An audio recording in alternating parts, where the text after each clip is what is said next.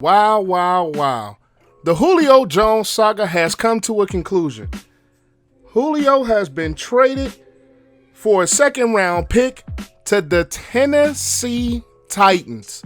But before I get into my thoughts on the entire trade of Julio to the Titans and what that means for both the Falcons and the Titans going forward, make sure you guys leave this video a like. That only helps this channel to grow. And if you are a first-time viewer, make sure you click that subscribe button and notification bell so you will not miss a single video that I post.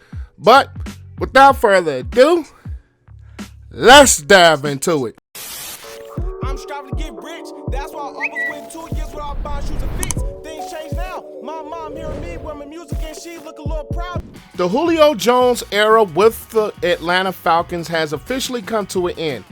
Now, we know with the trade requests and the things that have been going on, this was probably going to be the end anyway, but now it has become reality. Julio Jones is no longer going to be suiting up for the Atlanta Falcons. And when you look at it, there could be a very good argument to make for Julio Jones being one of the greatest, if not the greatest player to put on that Atlanta Falcon uniform.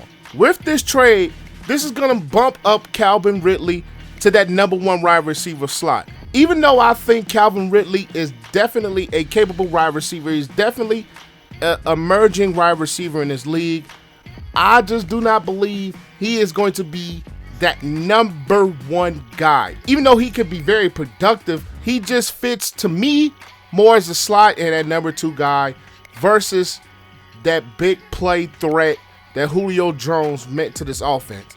But we do have to take into consideration that Calvin Ridley has played the #1 wide receiver role for quite some time, with Julio Jones missing time due to various different injuries.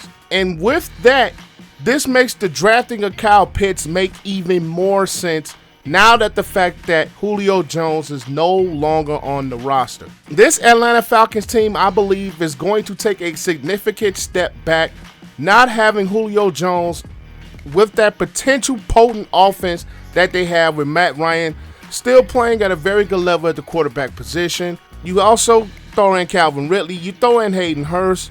While I still think there's some question maybe to have at that running back position, I still believe this Atlanta Falcons team could have been a very good football team. But now when you take Julio Jones out of the lineup, this franchise has just taken a significant step back, especially with that defense, who I still think is very, very suspect, that you're going to have to score a lot of points for this defense to make some plays. Now when you take the fact that Julio Jones is not going to be on the roster, that hinders a lot of plans when it comes to targets for your wide receiver, when it comes to this offense being a different dynamic. It's going to hinder to a lot of the plans of this Atlanta Falcons offense. Even though I still think Matt Ryan is a very capable quarterback, I still think Calvin Ridley is a very capable receiver. You take out Julio Jones, this offense has a totally different dynamic. Now, it's not just with injuries. This is for good with Julio Jones not being an Atlanta Falcon. And I think this Atlanta Falcons team had the potential to maybe compete for a payoff spot. Now with trading Julio, I do not believe this Atlanta Falcons team is a playoff capable football team. But now we're going to flip things to the Tennessee Titans. This elevates this Tennessee Titans team tremendously when you pair him with A.J. Brown, who had a very, very good 2020 season despite playing with bad knee injuries. You pair him with Derrick Henry, who just came off of a 2,000-yard season and leading the league in rushing for the second year in a row. You get back Taylor Lewan, who missed majority of the season with the torn ACL, and he has developed himself into one of the better left tackles in the game of football. You have a very good offensive line. You have Ryan Tannehill, who is still a very, very capable quarterback in this league and can make different types of plays, not only just with his arm, but with his legs as well. This Tennessee Titans offense just took a significant step forward when you add Julio Jones. Now, the biggest question about the adding of Julio Jones, of course, is his health. Julio Jones has not been able to stay healthy fully for the last couple of years. But when he is fully healthy and he's playing up to that ability that he's been playing with throughout the course of his career, you add him to that offense takes a significant step forward. You give him two various different playmaking receivers, tough receivers, in A.J. Brown and Julio Jones, and you pair him with the best running back in football right now in Derrick Henry, and that offensive line who has been proven to be one of the better offensive lines in the NFL. This Tennessee Titans offense with a healthy Julio Jones, I can see easily being a top 10 offense in the NFL. Now, this defense has some question marks still as far as improvement and as far as getting better. But I think the points that this team can put up with Julio, A.J. Brown, and you add Derrick Henry, that offense can kind of have some of the deficiencies this defense may have if it does not improve from that subpar 2020 season. The value of Julio Jones, I believe, significantly went down because of the various injuries that he's been dealing with over the past couple of years. If you get a full healthy Julio Jones throughout the course of his career and he hasn't been dealing with some of those nagging injuries that he's been dealing with, you easily give up probably a first-round pick and probably a different player as well.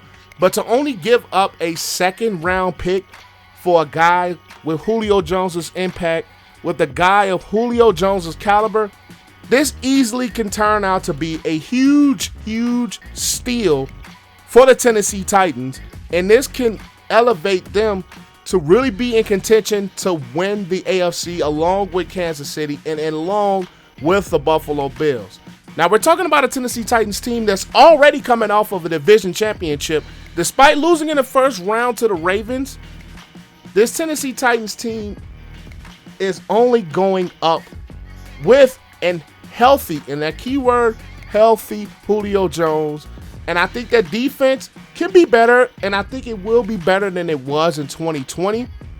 So I can really see this Tennessee Titans team being very dangerous and making some real significant noise in the AFC now that they have Julio Jones for Ryan Tannehill to throw the ball to. And you get a good replacement for Corey Davis, who left in free agency this offseason to sign with the New York Jets.